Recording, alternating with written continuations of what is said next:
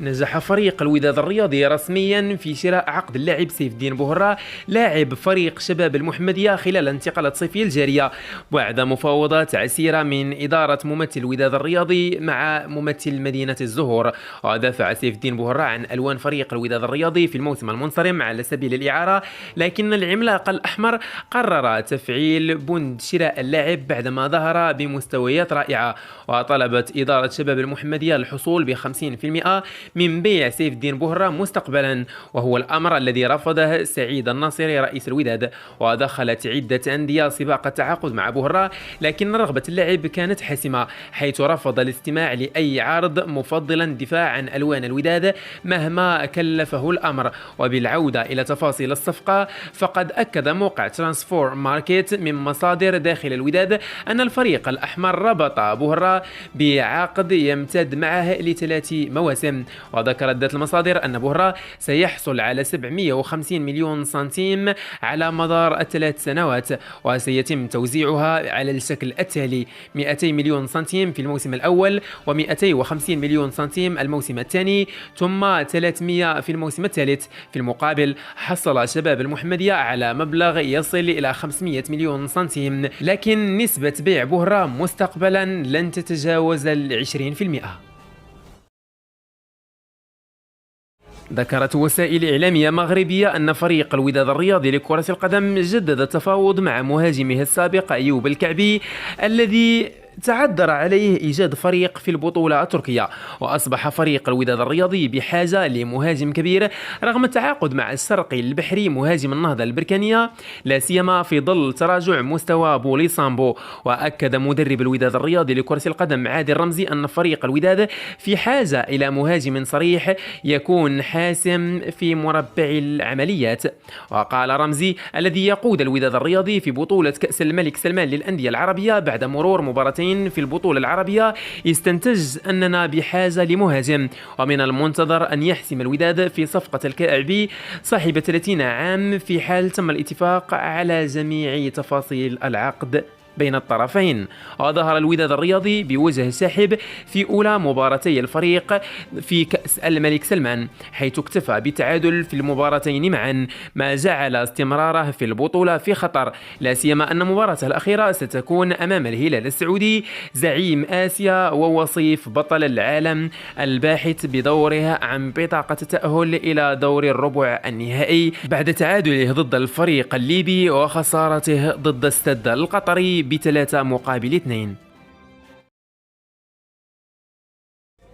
قرر سعيد الناصري رئيس الوداد الرياضي لكرة القدم تمكين أحد نجوم الوداد من البقاء في الفريق، ما إن تعذر عليه انتقال إلى فريق آخر بعد نهاية ارتباطه بالوداد الرياضي. ووفق ما أكد موقع سيت إنفو، فإن الناصري لا يمانع تجديد عقد اللاعب يحيى عطية الله، بيد أن الفكرة ستطبق وفق شروط موضوعة من قبله في ظل ترحيبه بالرحيل من الفريق بعد نهاية ارتباطه.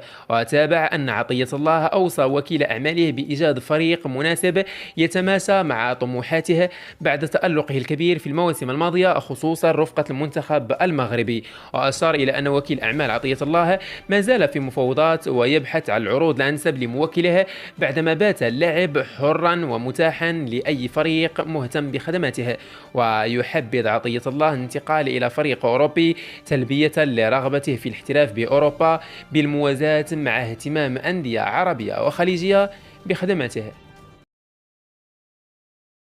قال رومان سيس عميد المنتخب المغربي وصخرة دفاع نادي السد القطري إنه يتمنى تأهل فريق الوداد الرياضي لكرة القدم بالإضافة إلى فريقه السد عن هذه المجموعة. واعتبر سيس أن فريق الهلال السعودي ناد كبير، وأنه يتمنى أن يتصدر فريقه السد المجموعة ويتأهل الوداد كذلك. وأكد سيس خلال المؤتمر الصحفي الذي عقد يوم الثلاثاء إن البطولة العربية الحالية جد رائعة وأنا سعيد بالمشاركة فيها. وأضاف: جميع المباريات صعبة وسنلعب للفوز في لقاء الغد للمحافظة على الصدارة، وأتمنى أن يتأهل الوداد والسد. وهكذا قالها. يذكر أن وسط تحفيز من مدرب عادل رمزي يخوض فريق الوداد الرياضي لكرة القدم التدريب استعدادا لمواجهة الهلال السعودي لحساب الجولة الأخيرة، وسيفوز الوداد الرياضي ويتأهل إذ تم الفوز بالمباراة أو التعادل بشرط فوز السد. تحدث البرتغالي خورخي خيسوس المدير الفني للهلال عن مواجهة الوداد الرياضي ضمن الجولة الأخيرة من المنافسات العربية، وقال في المؤتمر الصحفي بخصوص مباراة الوداد: نخوض لقاء الغد وهدفنا الفوز والتأهل إلى الدور المقبل، ونعرف أن مواجهة الوداد الرياضي ستكون قوية بالنظر لوضع الفريق الجيد. وأضاف: لم نصل إلى الفاعلية الهجومية المطلوبة وستتحسن خلال الفترة المقبلة عندما تنضم لنا الإضافات الجديدة على مستوى الخط الأمامي. وتبع: مع الوقت سنحقق وسنصل لهدفنا الذي نسعى إليه وهو الوصول للمستوى المطلوب قبل انطلاق الموسم القادم. ويواجه الهلال السعودي نظيره الوداد يوم الأربعاء ضمن الجولة الأخيرة من منافسات المجموعة الثانية من البطولة العربية.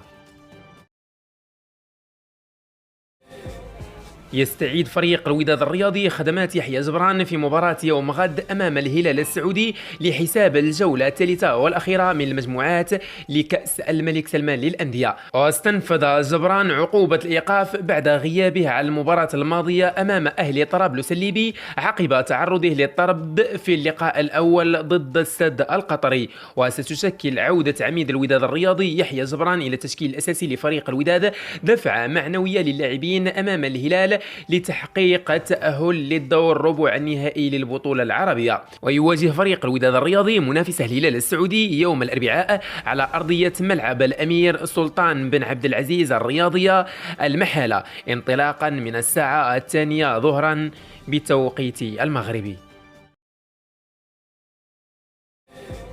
وصف عادل رمزي مدرب الوداد الرياضي لكرة القدم مباراة الهلال السعودي بالصعبة، وأن فريقه سيلعب أصعب مباراة له في مسابقة كأس سلمان للأندية الأبطال أمام الهلال السعودي. وأضاف مدرب الوداد الرياضي لكرة القدم في الندوة الصحفية التي تسبق المباراة: سنخوض أصعب مباراة ضد فريق كبير وهو الهلال، ونحن سنستعد ذهنيا وبدنيا لتقديم مباراة تشرف الكرة المغربية. وقال: الوداد الرياضي سيحاول منع الهلال من الكرة، في مقابل ذلك سنسعى لاستغلال الفرصة المتاحة، لا سيما وأن الهلال يترك مساحات في الخلف. وتابع: الجميع لم ينتظر أن تكون مباراة الهلال ضد الوداد هي مباراة الحسم بالنظر لمكانة الفريقين. حضور جمهور الهلال سيعطي الفريق دفعة معنوية لتقديم مباراة كبيرة، ونحن متعودين على هذه الأجواء، لذلك سنعطي المثل. وواصل: نجد كل الدعم من الجماهير الودادية، فهم من يمنحوننا الثقة، وأنا من دوافع قدومي للوداد هو جمهوره الكبير، ونهدف لإعطاء الوداد هوية وتقديم مستوى يليق به.